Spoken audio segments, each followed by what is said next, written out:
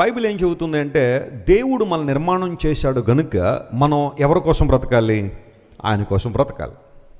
ఒకవేళ మనం సాతాను ద్వారా చేయబడి ఉంటే సాతాను కోసం బ్రతికేవాళ్ళేమో, కానీ దేవుని చేత చేయబడ్డాం కాబట్టి మనం ఎవరి కోసం బ్రతకాలి?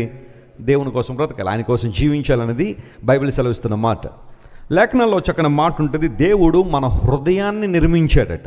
చెప్పండి, ఏం నిర్మించాడు? ఆయన మన హృదయాన్ని నిర్మించాడు. అందరికీ హృదయం ఉందా? ఇక్కడ ఎవరికైనా హృదయం లేని వాళ్ళు ఎవరైనా ఉన్నారా? మొన్న ఎవరికైనా అప్పు ఇచ్చేసానని అంటారా? అందరికీ హార్ట్ ఉంది కదా. 33వ కీర్తన 15వ వచనంలో ఉంటుంది, ఆ మాట ఉంటుంది, దేవుడు మన హృదయములను ఏకరీతిగా నిర్మాణం చేశాడనే మాట అక్కడ రాయబడింది. ఏకరీతిగా అంటే ప్రతి ఒక్కరికి దేవుడు హృదయాన్ని ఇచ్చాడు, ప్రతి ఒక్కరికి దేవుడు హార్ట్ ఇచ్చాడు.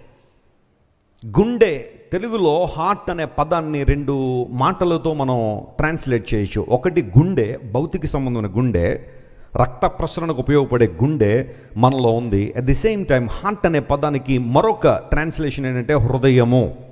మన ఎమోషన్స్ అన్నీ కూడా అక్కడే ఉంటాయి, మన ఎమోషన్స్ అన్నీ అక్కడే ఉంటాయి. ఇప్పుడు దేవుడు హృదయాన్ని నిర్మించాడు అంటే ఆ హృదయం ఎవరికి ఇవ్వాలి? దేవునికి ఇవ్వాలి. ఆ కారణాన్ని బట్టి బైబిల్ సెలవిస్తూ ఉంది, హృదయం అనే తలుపు నొద్ద ఉండి దేవుడు ఏం చేస్తాడంట? తడుతూ ఉన్నాడు. ఎవరైనా నా స్వరం విని తలుపు తీస్తే నేను లోపలికి వస్తానని. దేవుడు హృదయాన్ని నిర్మించాడు గనుక ఈ హృదయంలో దేవుణ్ణి పెట్టుకున్నప్పుడే మన జీవితాలకు సార్థకత. మన ప్రక్కన పెట్టేసి దేవుణ్ణి ప్రక్కన పెట్టి మరి ఏదైనా మన హృదయంలో తీసుకొచ్చామంటే అది మనకు భారమే కానీ మనకు ఆశీర్వాదము కాదు. బహుశా కొంతమంది తమ హృదయం నిండా ధనాన్ని పెట్టుకున్నారేమో. నీ ధనం ఎక్కడ ఉండునో నీ హృదయం అక్కడ ఉండును అన్నాడు కదా. కొంతమందికి లాకర్స్ ఉంటాయి, లాకర్స్లో డబ్బుల్లోనూ బంగారం పెడుతూ ఉంటారు. రోజుకి ఒక్కసారైనా దాని గురించి ఆలోచన చేస్తారా? చేయరా? ఖచ్చితంగా చేస్తారు. లేదా ఒకవేళ ఇంట్లోనే ధనం ఉందనుకోండి, కొంతమంది దృష్టి అంతా ఎప్పుడు ఉంటుంది? దేని మీద ఉంటుంది? దాని మీదే. ఒక చోట ధనం పెట్టారనుకోండి, ఎవరైనా ఆ ప్రక్క వెళ్తుంటే వీళ్ళకి ఏం వచ్చేస్తుంటుంది? టెన్షన్. భర్త వెళ్ళినా కానీ ఏమో ఎక్కడ తీసేస్తాడో నా భర్త డబ్బులని. కొంతమందికి ఆలోచన. ధనం ఎక్కడ ఉంటుందో హృదయం అక్కడే ఉంటుంది.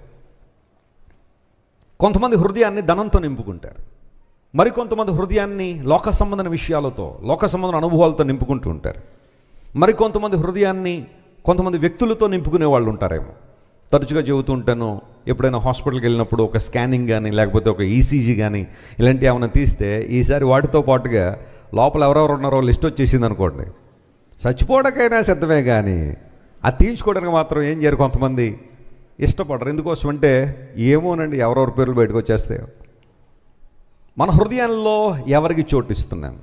If you can place your God who formed you and made you in his likeness, you will see the purpose of your life, you will understand the reality of your life. హృదయాన్ని నిర్మించిన దేవునికి హృదయాన్ని ఇవ్వడం అది పెద్ద గొప్ప త్యాగం ఏం కాదు. ఎందుకంటే he has a right to have your heart. నీ హృదయంలో నివసించడానికి దేవునికి అధికారం ఉంది, ఎందుకంటే హృదయాన్ని నిర్మించినవాడు ఆయన కనుక.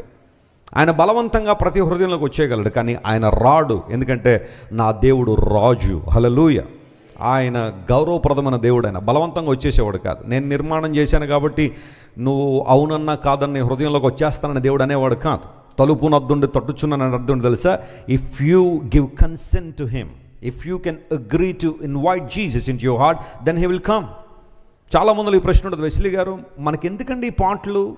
బైబిల్కి చెప్పాల్సిన అవసరం ఏంటంటే దేవుడు అందరినీ ఒక్కసారి పరలోకం ఆయన చేయాలని, లోకంలో జనులంతా మారిపోవును గాక అంటే మారిపోరండి.